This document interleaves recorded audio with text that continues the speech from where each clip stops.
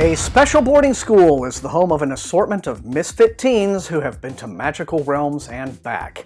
In the Wayward children's series of novellas from Seanan McGuire, in today's episode of SFF180, I'll be looking at the first two installments in this series. Hello everyone, and thank you all for joining me. Your host Thomas here as always. Now, fantasy has long been a genre for those of us who feel like we don't fit in, and portal fantasies in particular are the kinds of stories that directly target that feeling among life's misfits that perhaps we don't really belong.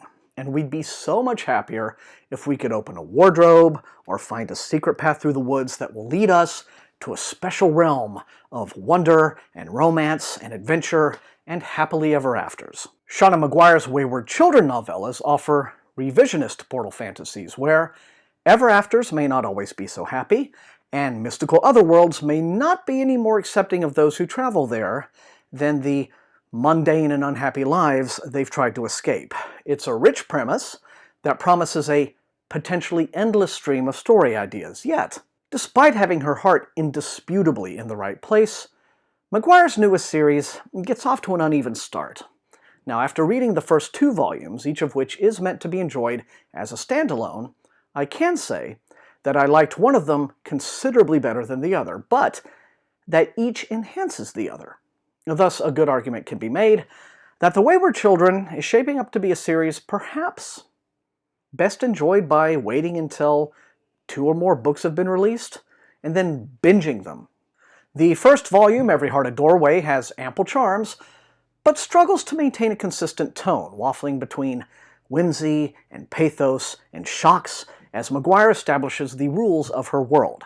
Eleanor West's home for wayward children is a boarding school very much in the Tim Burton Gothic vein, where their young charges, mostly girls, have all returned to our world after spending months or even years of subjective time in one fairyland or another. Now, each of these fantasy realms seems uniquely suited to the person who travels there through a door that only they can see or use. And, once there, these young travelers are convinced their realm is the first and only place they've ever felt truly at home. But these realms have thrown them back out, and where they find themselves facing a real life they cannot readjust to, with family members who can't relate to them anymore. All of these kids desperately want to find their doorways again and go back. But the cold hard truth is that the odds are remote. Our viewpoint character is Nancy Whitman, a girl who has just been brought to the school by her perplexed parents after returning from the halls of the dead, all gothed out with black and white streaked hair, and a lingering talent for going as perfectly still as a statue for hours on end. Nancy meets a number of her fellow students, and the standard friendships and rivalries are established. Now, in these scenes, McGuire's tale really shines. A direct reference reveals that McGuire is writing a rebuttal to C.S. Lewis's Narnia here by imagining her fairylands as places that understand growing up as a time of finding yourself before you settle in to making life's permanent decisions. With some of her characters, like Nancy, who's asexual, and Cade, a charismatic trans boy, McGuire writes with boundless affection and sensitivity to any readers whose identity might place them among society's misunderstood. But any expectation we might have had that Every Heart a Doorway would be a gentle, character-driven tale in which friendships and love and lasting emotional bonds are forged among marginalized refugees from the mundane whose only family is each other are quickly sidelined. McGuire has to introduce an all-too-conventional plot contrivance. A serial killer is loose in the school.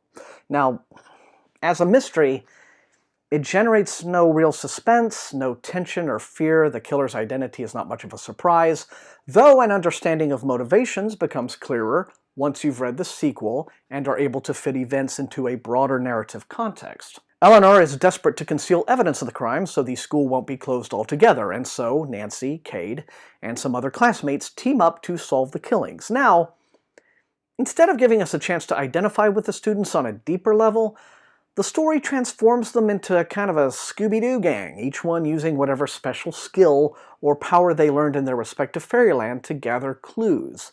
This in turn leads to one bizarre scene in which everyone is way too glib about dissolving the corpse of one of their classmates in a bathtub full of acid so that a boy named Christopher can interview her skeleton. Now, it's the kind of scene that would work great in either full-blown horror or broad comic farce, but it's just kind of weird in a story whose author seems to want more than anything to tug readers' heartstrings the way the most emotional moments of, say, the Harry Potter series did. There is also something in particular about the story's denouement that left me especially unsatisfied, but since explaining that would involve spoilers, I'm not going to get into that here, but I will link you to my written review of this book for those of you who've read it already and might be interested in reading all of my thoughts in detail. It's possible that my issues with the ending could be minimized by a future volume, filling in some more gaps. But for now, I can only give Every Heart a Doorway a guarded recommendation at best. Happily, the same can't be said for the sequel, Down Among the Sticks and Bones, a story that's richly and deeply satisfying in every particular way that Every Heart a Doorway left me wanting. And while it doesn't elevate my opinion of the first story in specific terms, it does place many of the things that happen in its plot within the broader context of the series' growing mythology. The motivations and deeds of two of Doorway's key characters, the creepy, death-fixated twins Jacqueline and Jill, are shown in a much clearer light. The most distinct improvement between the first volume and the second one is consistency of tone. From satire to suspense to sweetness all the way to anguish and despair, McGuire places each note right where it belongs, bringing a flow to the narrative that draws full emotional investment out of the reader. This is Jack and Jill's story, the account of their adventure through their own private doorway into a fantasy realm and how the experience shapes them. Now, knowing what befalls these characters in Every Heart a Doorway, and it is reasonable to assume most readers coming to this tale will already be fans of the first one, actually has the effect of boosting this story's gravitas. McGuire opens with some blistering and very funny satire about the girls' upbringing, as they are born to a pair of social climbing parents with upper-class aspirations who measure their success against the material wealth of their peers, and think of having children as status symbols to boost their social capital. See, now Jack is turned into a doting helicopter mom's ideal of a proper young lady, while Jill becomes the tomboy of the pair to make up for the boy her father wanted all along. But one day in the old bedroom of a grandmother who was allowed to raise them for a time, specifically when their early childhood development was proving too fraught for their order-obsessed parents to want to bother with, the girls discover an old trunk with a stairway in it, inexplicably leading down into mysterious realms. They emerge in a dark dreamland in which a village is lorded over by a vampire simply known as the Master. Taking refuge in the Master's castle, the girls are eventually split up when Jack chooses to go off and be apprenticed to a kind of healer and scientist, guy can resurrect the dead, named Dr. Bleak. And Jill stays with the Master for what she believes will be the pampered life of nobility. Now, for years, the two of them lead separate lives until, once they've turned 17, events will unfold that bring them back together with great and terrible results. McGuire covers a lot of themes in this story, and some of them from more than one angle.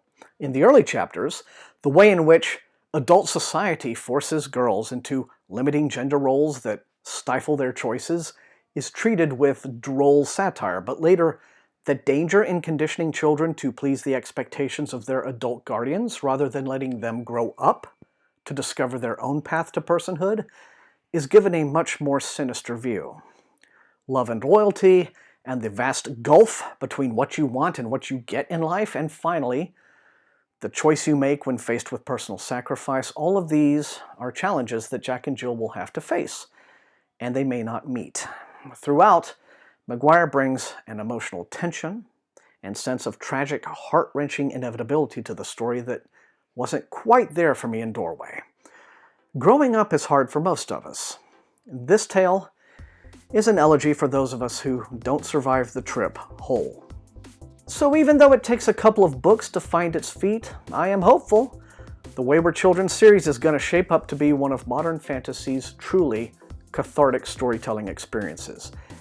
If you have ever felt even a little bit like you were someone who didn't quite belong in this crazy, confused mess of a world we live in, then I bet at least one of these stories will be the doorway into another realm you've been looking for, and you may find someone there who understands you and who will join you on your journey.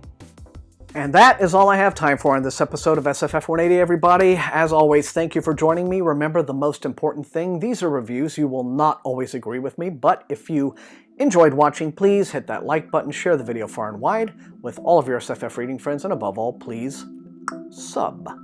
That is how SFF180 grows as a channel. You can also support the channel at its TeePublic store, where there are shirts and other cool merch.